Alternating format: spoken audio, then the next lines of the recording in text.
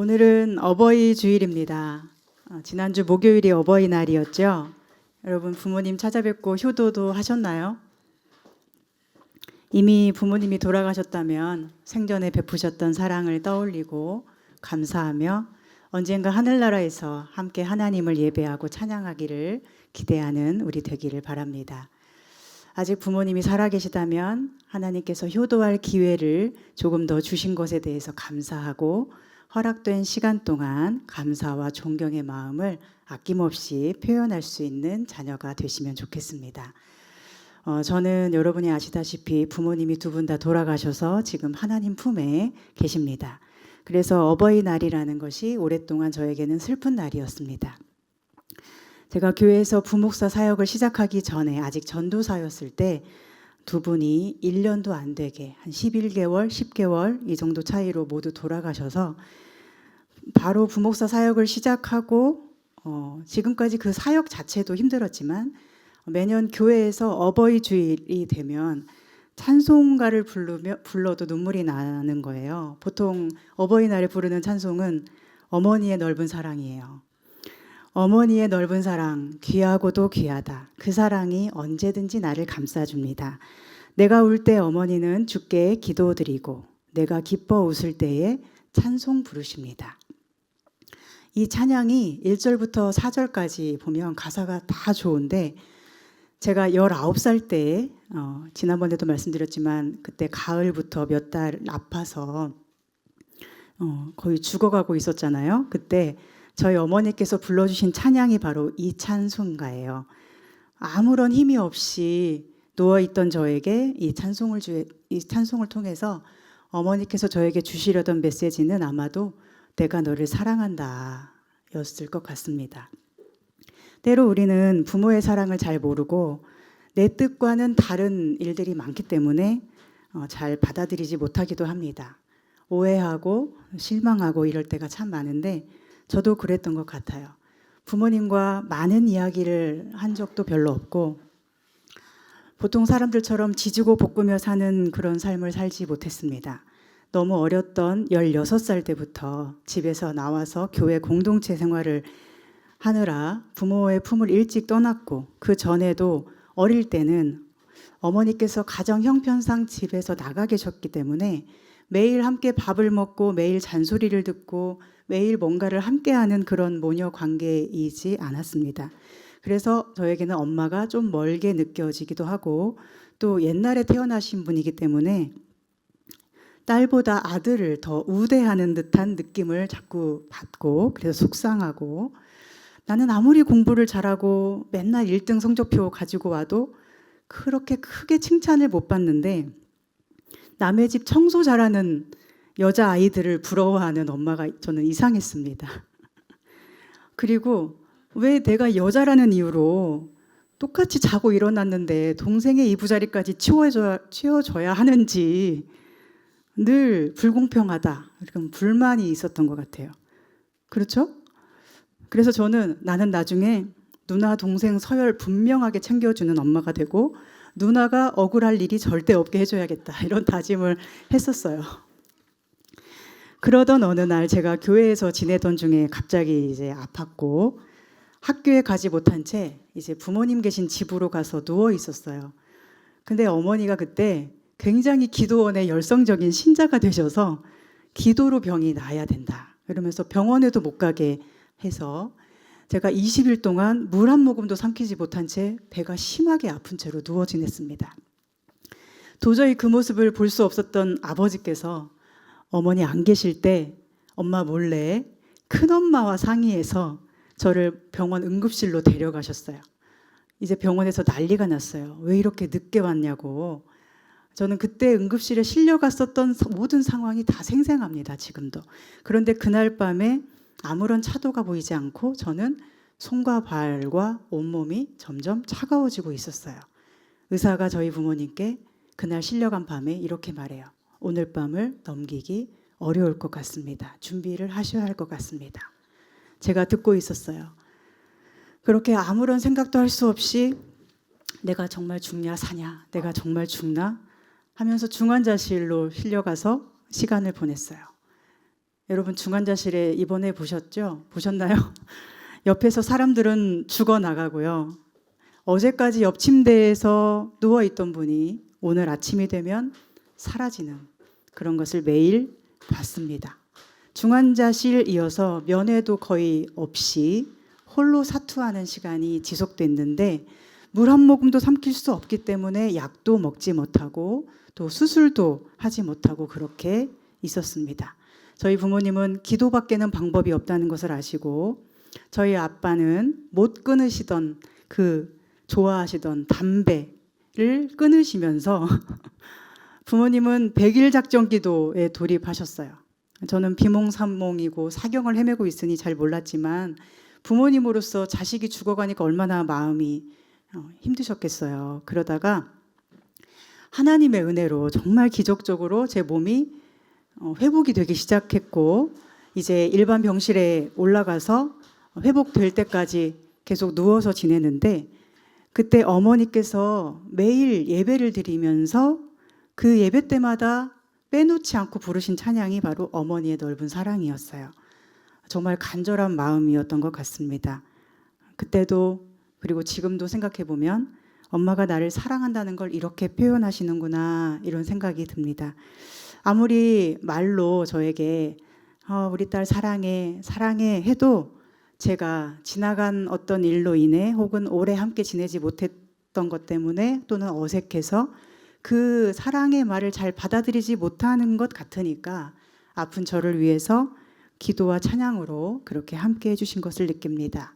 그 후로 늘 제 손을 잡고 다니시고 제가 좀 차갑게 굴어도 늘 따뜻하게 화 한 번 내지 않았던 어머니의 모습이 생각납니다.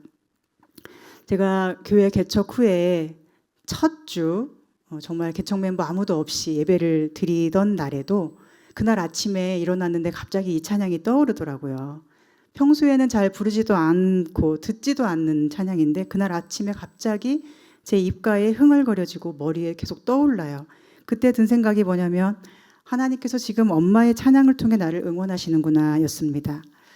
제가 목사 안수를 받기 전에 돌아가셨기 때문에 저희 엄마가 유일하게 보신 제 설교 영상은 전도사 사역할 때 이제 교회에서 몇 번 설교를 시키시거든요. 그래서 오후 예배에 이렇게 한두 번씩 하는 설교였는데 이제 곧 하나님의 부르심을 받으실 때가 되어서 정말 너무 힘겨우신데도 제 설교 영상을 보면서 은혜 받았다고 눈물 흘리던 어머니의 모습이 눈에 선합니다.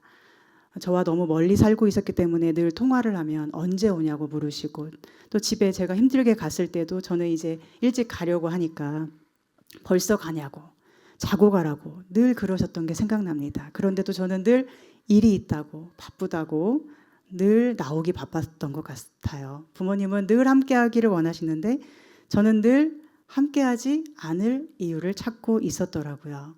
여러분은 어떠십니까?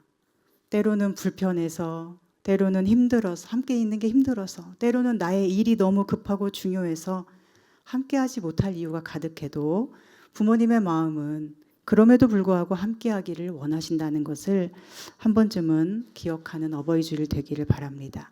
그리고 자녀가 잘 알지 못하는 그때에도 그리고 부모가 잘 표현을 못하는 부모일지라도 모든 부모님들은 자녀를 사랑하는 존재임을 기억해서 우리 마음이 조금은 더 따뜻해지는 봄날이었으면 좋겠습니다.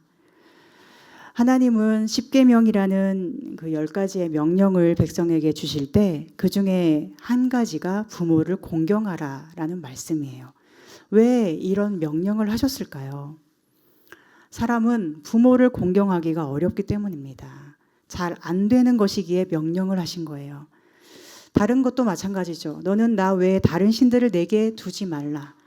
다른 신들이 계속 사람에게 붙어있기 쉬우니까 내리신 명령이에요. 너의 하나님의 이름을 망령되이 일컫지 말라.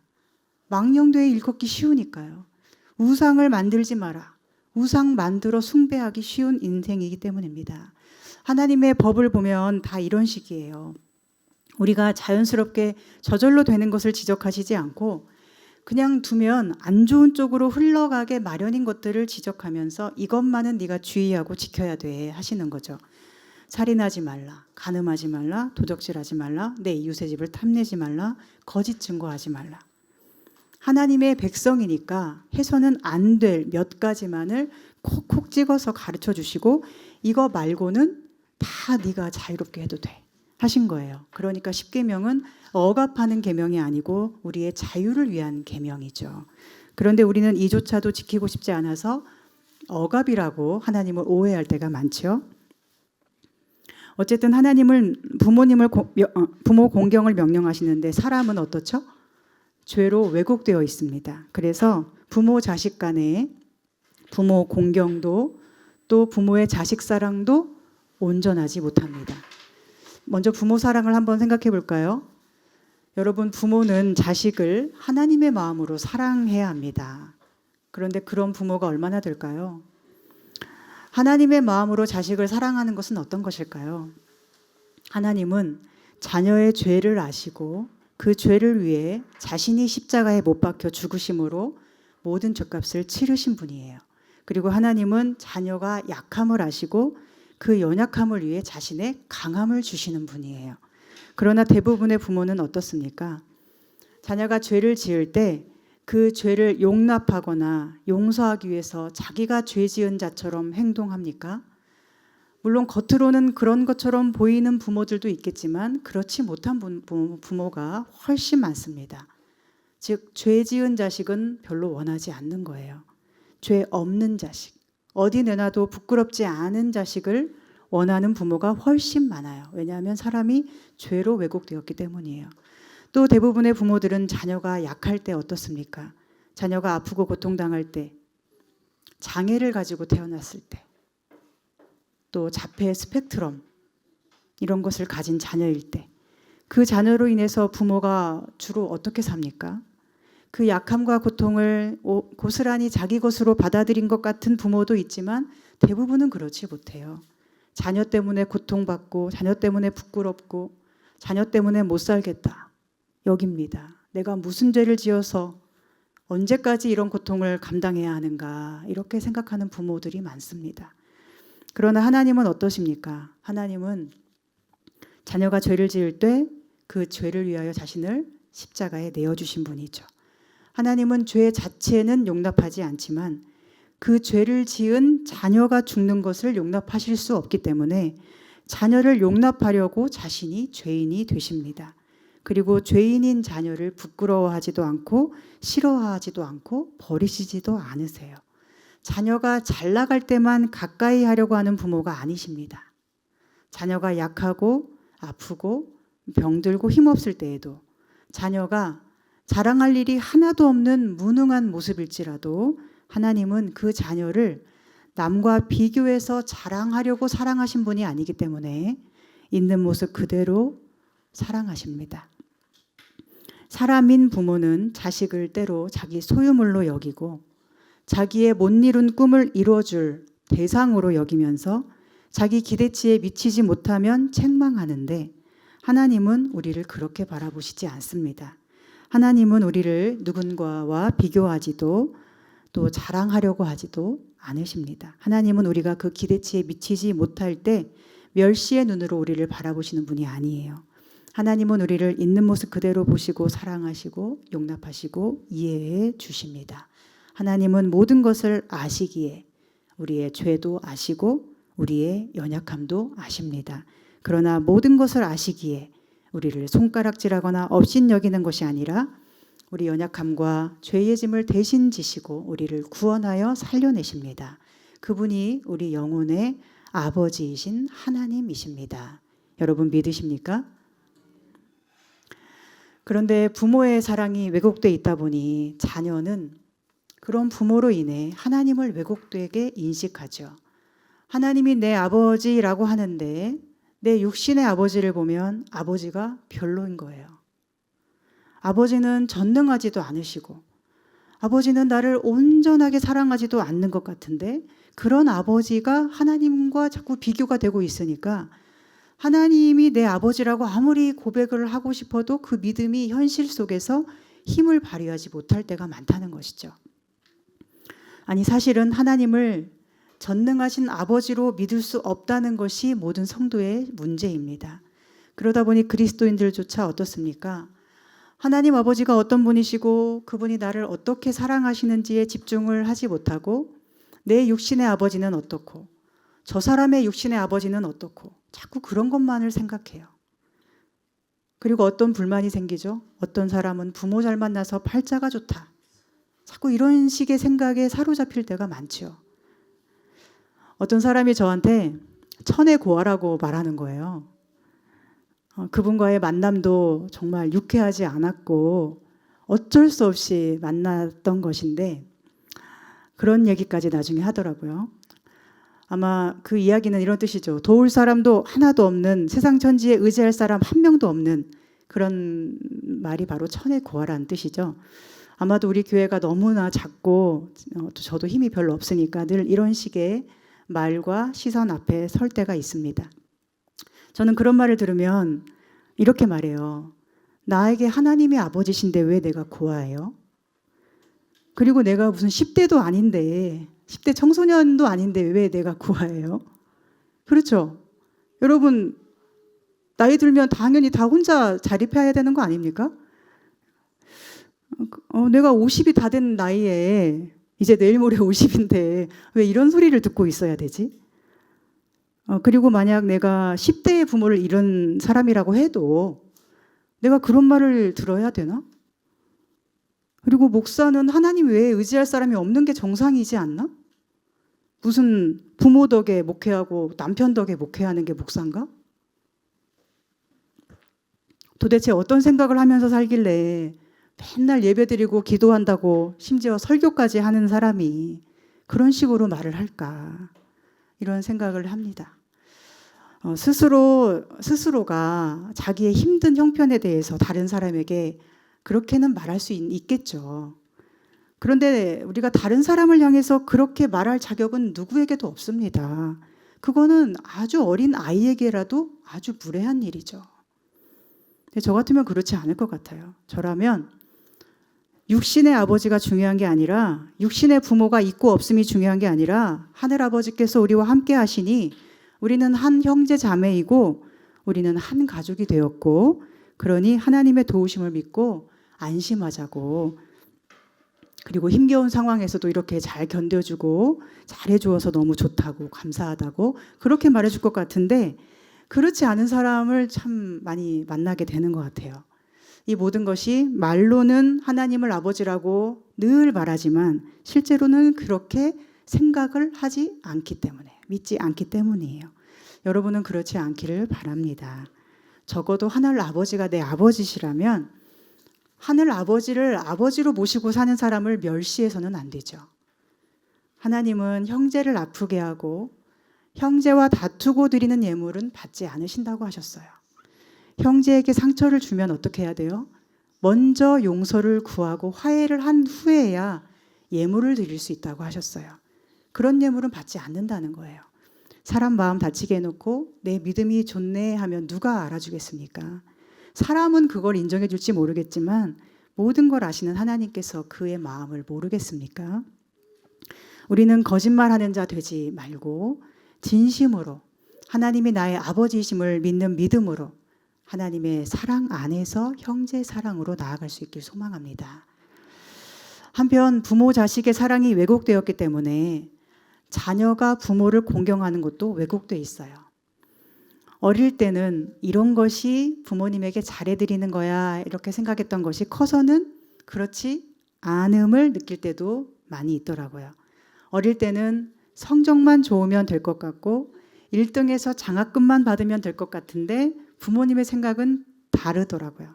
저희 집이 옛날에 식당을 했었는데 저는 늘 1등을 해서 와도 저희 어머니는 그걸 별로 그렇게 기뻐하지 않았던 것 같습니다. 요즘 엄마들과 다르죠. 그런 거는 당연히 여기신 것 같아요. 그리고는 옆집 다른 아이가 학교에서 공부는 꼴찌인데 엄마 일손 도와주는 것을 늘 이야기하시면서 저한테도 공부하라는 말은 한마디도 안 하시고 청소해라 설거지해라 늘 일만 하기를 원하시더라고요. 제가 볼 때는 학생으로서는 공부 잘하는 게 가장 잘하는 거라고 생각을 했는데 엄마 보기에는 딸내미가 공부는 꼴등해도 엄마 도와서 집안일하고 식당일 돕고 하는 게 좋아 보이셨나 봐요. 저희 엄마가 그러셨어요. 보통은 그러지 않으실 텐데. 제가 예전에 원래 저기 남쪽 지방에 살다가 이 위쪽으로 올라왔을 때 머물 곳이 없어서 아는 분 집에서 함께 생활한 적이 있었는데 그때 함께 살던 아이가 마치 조카처럼 저를 따르고 저도 조카처럼 그 아이를 사랑했어요.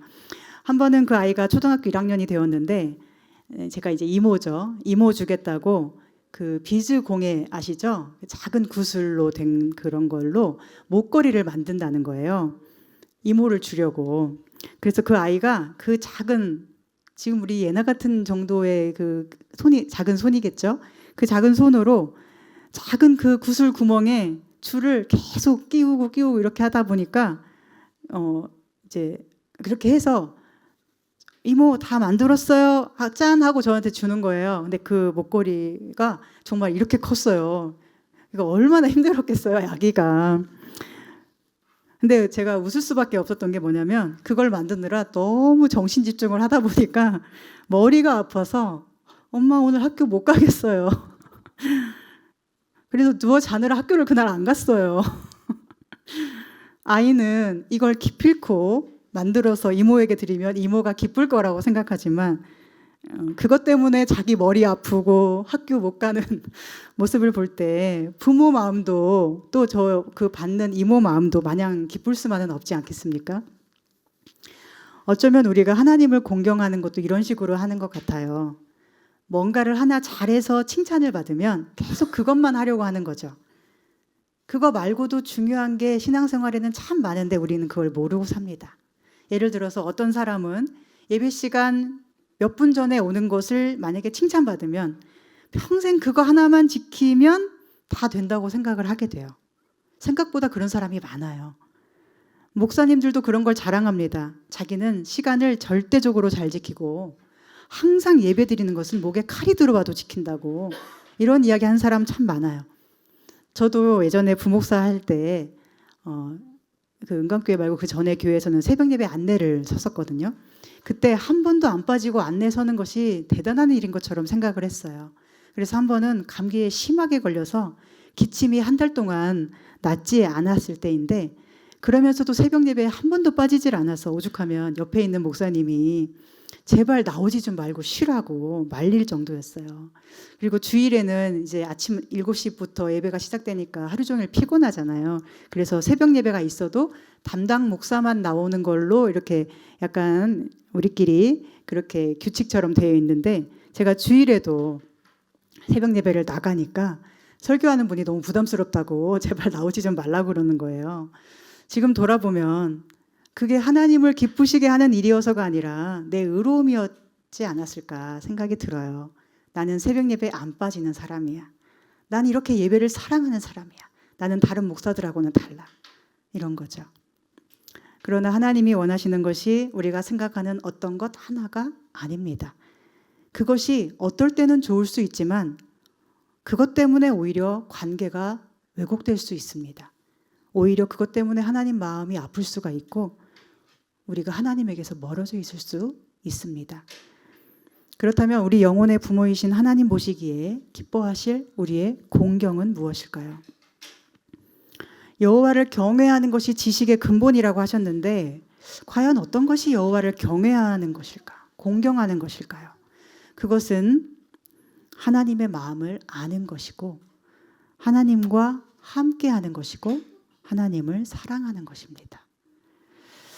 오늘 말씀에 보면 예수님이 부활하신 후에 제자들을 찾아오세요. 이전에 2번 찾아오셨었는데 이제 3번째죠. 갈릴리 디베랴 호수에서 고기 잡을 때 예수님이 오셨어요. 베드로를 비롯한 제자들은 어쩐 일인지 물고기를 잡고 있었어요. 그런데 밤이 새도록 한 마리도 잡지 못했어요.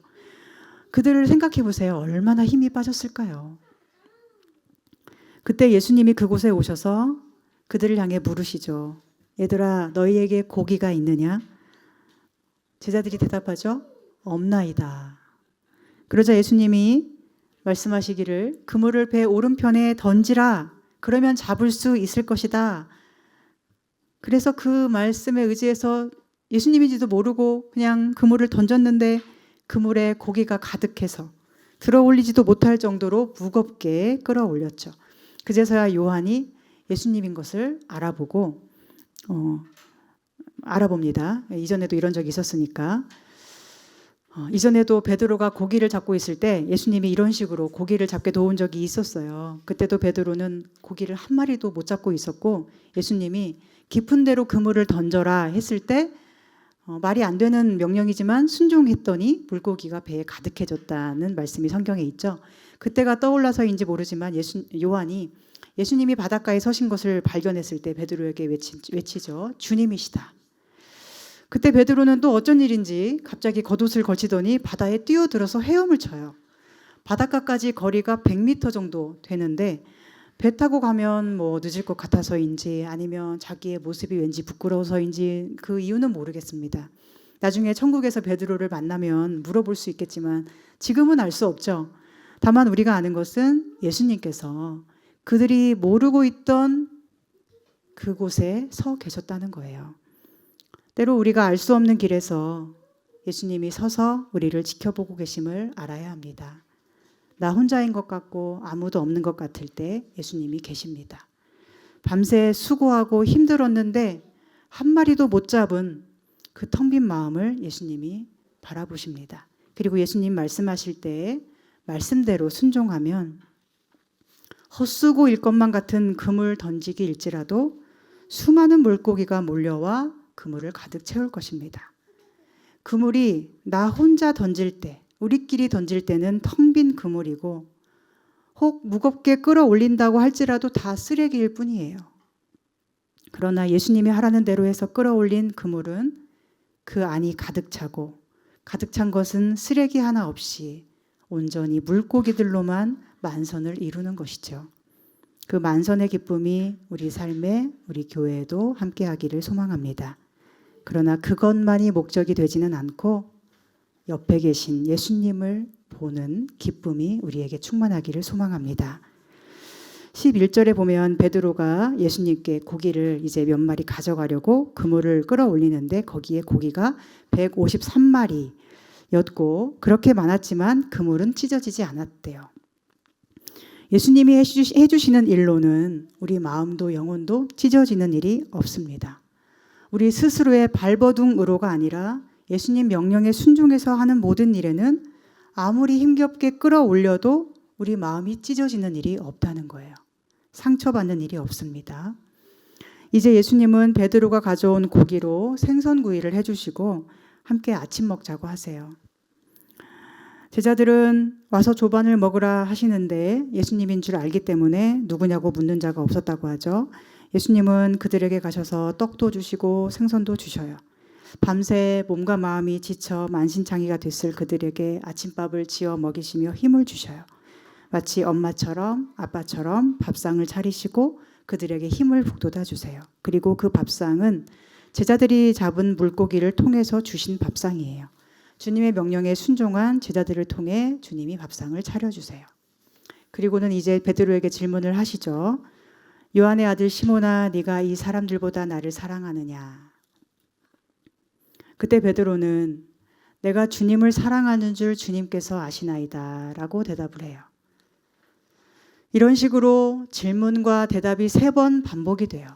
네가 나를 사랑하느냐? 내가 주님을 사랑하는 줄 주님께서 아시나이다. 그리고 예수님은 베드로에게 내 양을 먹이라, 내 양을 치라, 내 양을 먹이라 하시며 목양의 사명을 맡기시죠. 그리고 그가 앞으로 어떤 죽음으로 하나님께 영광을 돌릴 것인지를 가르쳐 주세요. 젊어서는 네가 스스로 띠를 띠고 원하는 곳으로 다녔지만 늙어서는 네 팔을 벌리고 남이 너에게 띠를 띄워주며 네가 원하지 않는 곳으로 데려갈 것이다. 그리고는 나를 따르라 하시죠. 예수님께 사랑을 고백한 베드로에게 주님이 원하신 것은 나를 따르라예요.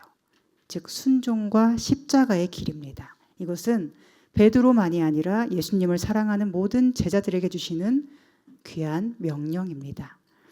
그런데 왜 베드로는 예수님이 물으실 때 그냥 네 주님 사랑해요 이렇게 해도 되는데 주님께서 아시나이다 이렇게 했을까요?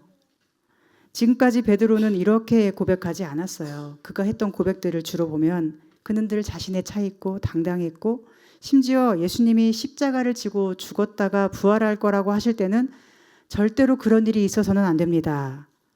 저는 결코 주님을 부인하지 않습니다. 이렇게 단언했었어요.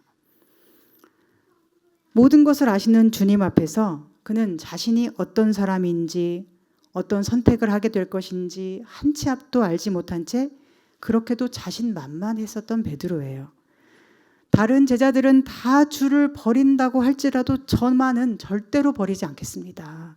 이렇게 할 정도로 그는 자기 옆에 있는 모든 사람보다 자기가 더 믿음이 좋고 자기만은 절대로 주님을 떠나지 않을 거라고 호언장담을 한 사람이에요. 그러나 모든 것을 알게 돼버린 지금 십자가에 못 박히러 가실 때 3번이나 주님을 부인한 자신의 연약함을 알게 된 지금 그가 무슨 말을 할 수 있겠습니까? 이전 같았다면 네가 나를 사랑하느냐 하실 때 당연하죠 주님 제가 사랑하죠. 저만큼 주님을 사랑하는 사람이 있으면 나와보라 하세요. 이렇게 했겠죠.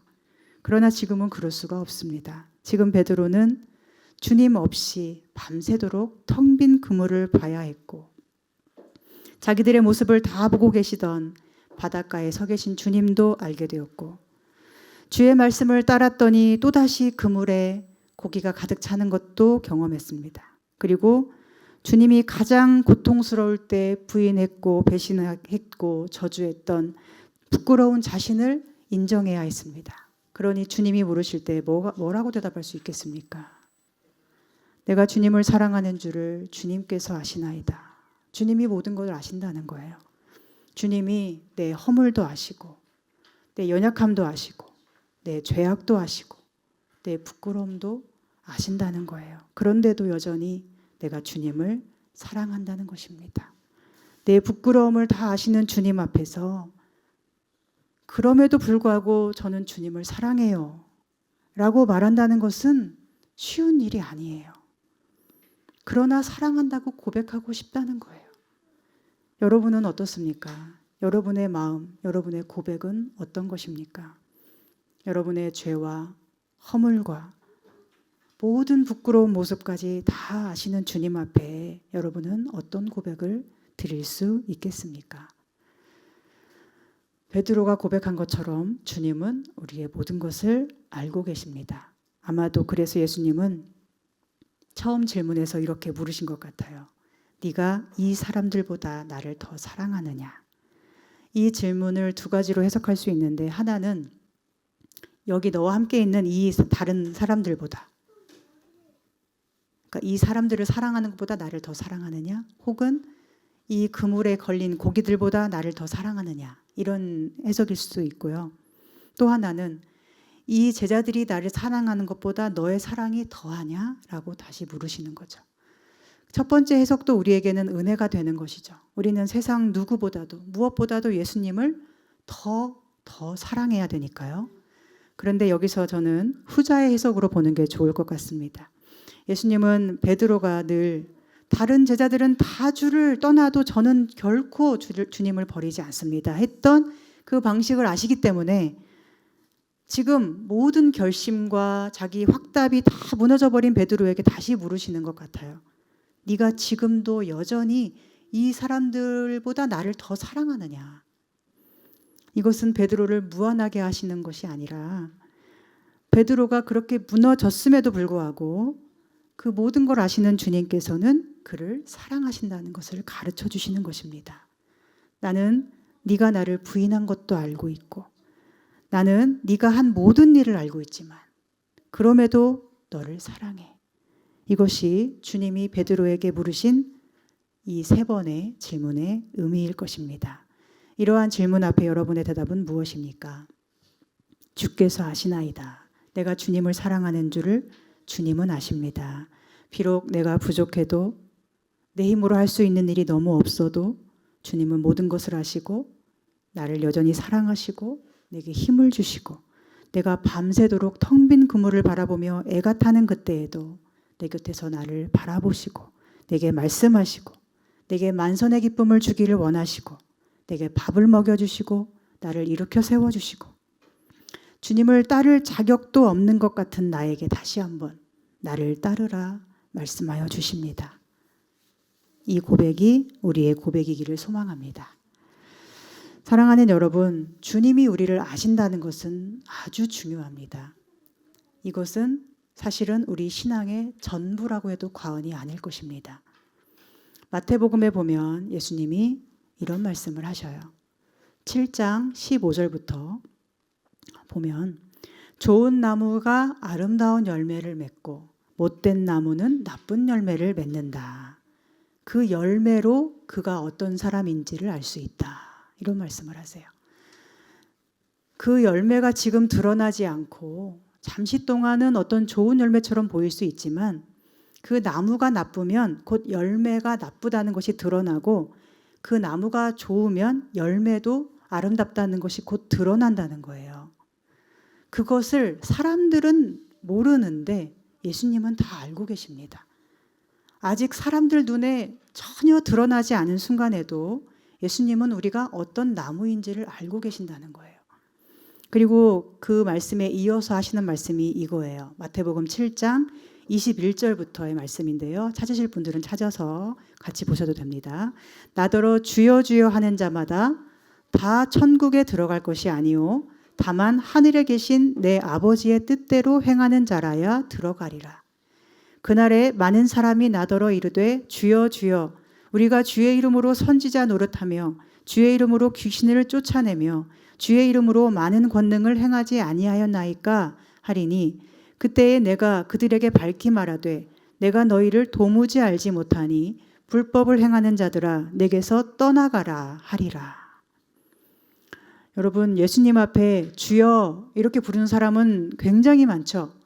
그러나 그가 나쁜 나무인지 좋은 나무인지는 지금 드러나지 않습니다.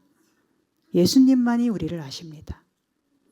그리고 아무리 주여 우리가 주의 이름으로 선지자 노릇했고 주의 이름으로 귀신도 쫓아냈고 주의 이름으로 많은 권능도 행했어요 라고 하면서 마치 자기가 좋은 열매를 맺는 아름다운 열매를 맺는 좋은 나무인 것처럼 자기 행위를 자랑하더라도 예수님은 모든 것을 아시기 때문에 뭐라고 하신다고요? 내가 너희를 알지 못하니 도무지 알지 못하니 불법을 행하는 자들아 내게서 떠나가라. 내가 너희를 모른다는 거예요. 자기들은 예수님의 이름을 내세워서 이것도 하고 저것도 하고 교회도 부흥시키고 숫자도 막 늘리고 선교 사업도 엄청나게 하고 귀신도 쫓아내고 가난하고 어려운 사람도 많이 도와주고 했는데 예수님은 그게 열매가 아니라고 말씀하신다는 거예요. 그러므로 가장 중요한 것은 무엇입니까? 주님이 우리를 아시는 것입니다. 지금 당장 어떤 결과를 사람 앞에 보여주는 게 중요한 게 아닙니다. 주님 앞에 내가 이런 일을 했습니다, 주님. 이렇게 내세우는 게 중요한 게 아닙니다. 중요한 건 주님이 나를 아시는 거예요. 주님이 나를 정말로 알고 계시느냐? 이것만이 중요해요. 제가 개척을 준비하는 그 힘든 과정 속에서도 그리고 작년에 투병을 하게 되면서도 가장 제 마음에 신경 쓰이던 것이 이거예요. 주님이 나를 정말로 알고 계시는가? 주님이 나를 정말로 쓰시기를 기뻐하시는가? 그것에 마음이 집중되고 그 사랑이 확신이 되면 두려울 일도 없고 화가 날 일도 하나도 없죠. 그런데 세상은 자꾸만 거기로부터 다른 데로 우리 시선을 돌려놓습니다. 지금 당장 나타나는 열매는 무엇이고 사람들에게 어떤 열매를 자꾸 보여주라고 하는 세상이에요. 얼마나 많은 경우에 우리는 사랑하는 것보다 다른 것에 집착합니까? 주님, 왜 저는 이런 일을 못할까요? 주님, 왜 우리 집은 이렇게 힘들게 살까요? 주님, 저는 왜 자식을 키울 능력이 이렇게 없을까요? 주님, 저는 왜 사람을 사랑할 능력도 없는데 이렇게 사랑할 사람은 많고 참아야 할 일은 많고 해야 할 일은 많고 언제까지 이 일을 계속할 수 있을까요? 앞으로 다가올 미래를 도대체 어떻게 헤쳐나갈 수 있을까요? 교회는 왜 이런가요? 나라는 왜 이런가요? 이런 나라의 시스템 속에서 제가 뭘 할 수 있나요? 자꾸 이런 곳에 집착을 하느라 주님 앞에 정작 사랑을 고백하지 못한다는 거예요. 우리가 집중해야 할 것은 오직 주님이 나를 아시는가, 이 질문입니다. 그리고 주님이 나를 아신다는 확신을 가질 수 있는 순간은 언제냐면 내가 주님께 사랑을 고백하는 그 순간이에요. 내가 주님을 사랑하는 줄 주께서 아시나이다. 부끄럽고 낙심되고 힘들고 고통스러워도 내가 주님을 여전히 사랑합니다 고백할 수 있을 때, 그때 우리는 주님도 나를 알고 계심을 알게 됩니다. 주님이 나를 알고 계시기에 내가 사랑한다고 말할 수 있는 거죠. 주님이 나를 사랑하심을 믿기 때문에 나도 사랑한다고 고백할 수 있는 것입니다. 그러므로 내가 사랑을 고백할 수 있다면 그것이 주님이 나를 아시는 것입니다. 주님께서 베드로에게 처음부터 끝까지 요구하신 것은 딱 하나밖에 없어요. 사랑이에요.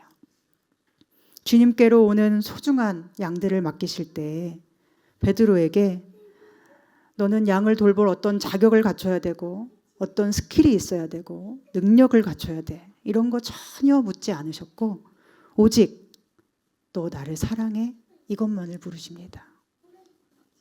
여러분에게 해야 할 일이 많고 무거운 짐이 있고 미래가 답답하고 내 능력이 없고 그래서 숨이 막힌다면 우리가 해야 되는 일은 다른 것이 아니라 주님을 사랑하는 고백입니다.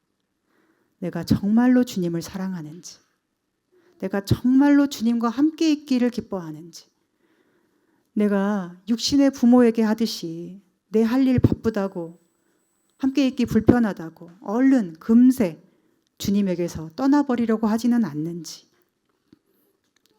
주님과 함께하는 것이 내게 전혀 기쁨이 되지 않는 것은 아닌지, 주님이 주신다고 하는 어떤 것만을 자꾸 바라고 있지는 않은지, 내가 정말 주님으로 인해서 기쁜 사람이 맞는지 돌아봐야 합니다. 그것만 중요합니다. 우리 영혼의 아버지이신 주님은 우리와 함께하기를 원하십니다. 우리가 기쁜 일이 있을 때 가장 먼저 아버지가 생각나기를 바라시고, 우리가 힘들고 슬플 때 가장 먼저 아버지가 생각나기를 하나님은 기대하세요. 아버지를 생각하면 힘이 나고 아버지가 계시면 이겨낼 수 있다고 고백하기를 원하세요. 이것이 부모 공경이에요. 하나님 공경이에요. 그 사랑이 주님을 웃게 할 것이고 주님과 함께라면 우리는 모든 것을 이길 수 있습니다. 여호와를 기뻐하는 것이 우리의 힘이라고 성경은 말씀합니다. 여러분, 여호와를 기뻐하십니까? 주님을 사랑하십니까?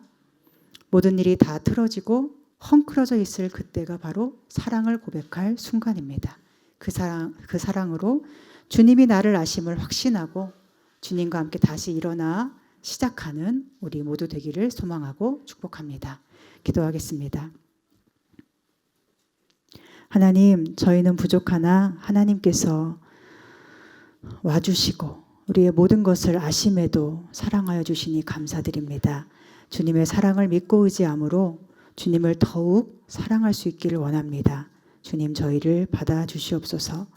주님이 계시면 힘이 나고 주님이 힘을 주시기에 이길 수 있다고 고백하며 웃을 수 있는 저희가 되게 해 주시옵소서.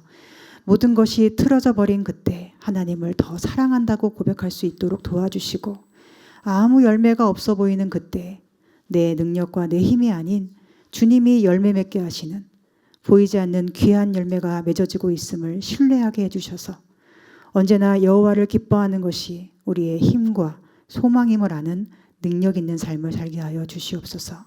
예수님의 이름으로 기도합니다. 아멘.